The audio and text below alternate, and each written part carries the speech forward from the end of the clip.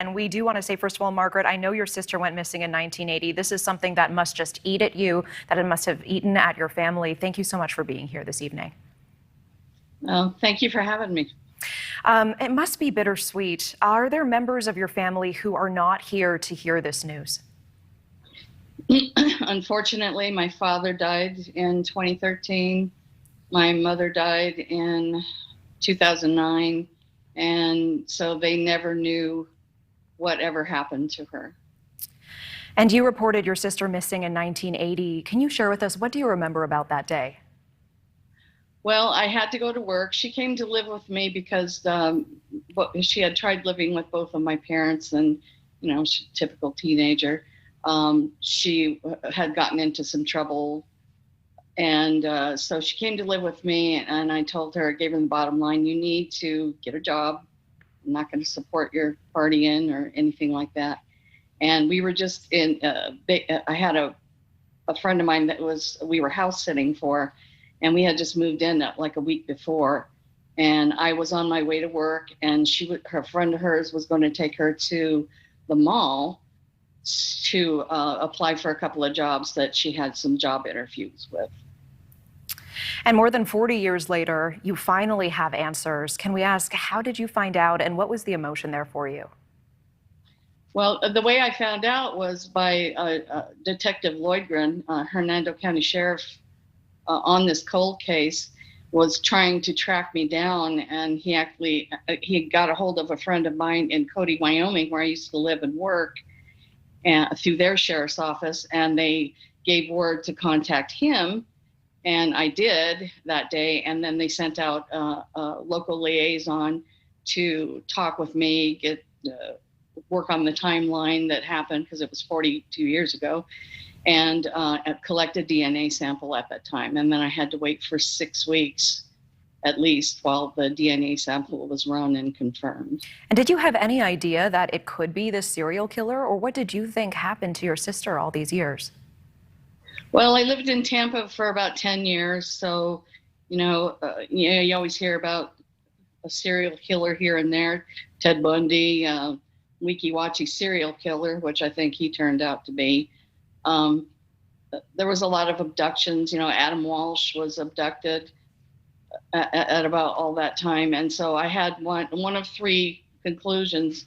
She either ran away from me and wanted to go do something else with her life, which I hoped for, or she got abducted and trafficked over to another country for whatever reason, or somebody got her and killed her.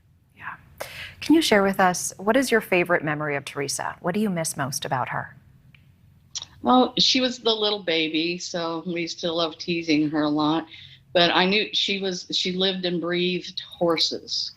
She was always drawing them. She always wanted to run to one when she saw one, and she just loved horses. Yeah.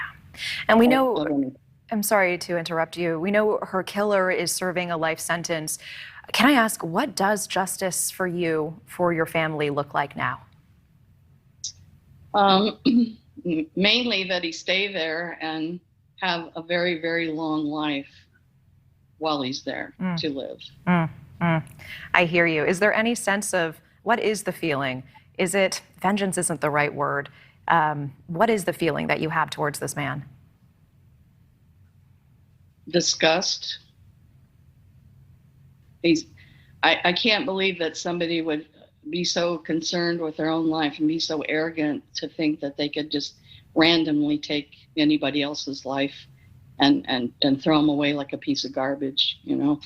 And basically that's what he did. She lost the chance for a life, a family, a career, and he snuffed it out. And he claimed to some of the detectives that, he's being haunted by these women.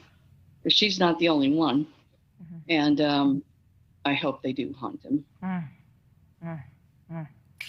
Can I ask, this must be bittersweet for you in many ways. It must be emotional, finally having closure. What do you hope your sister's story will do for other families that are missing loved ones? What is the message that you want to share tonight? Just the time frame alone shows that you never know what's going to happen or what's going to turn up to allow some closure. It happens every day. It happens more often than people think it happens. And I would also like to make sure that parents take seriously the education of their children regarding potential predators like this that do exist in the world. They're out there.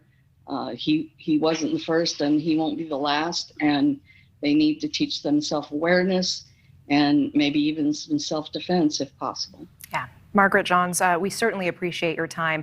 I feel that burning pit of anger in my own stomach. I can only imagine what the last 40 years have been like for you, and I certainly wish you some closure. We appreciate your time tonight. Thank you for having me. I hope the word gets out for people. Don't lose hope. Thank you for watching. Go to newsnationnow.com to find News Nation on your television provider. And don't forget to click the red subscribe button below to get more of News Nation's fact-driven, unbiased coverage.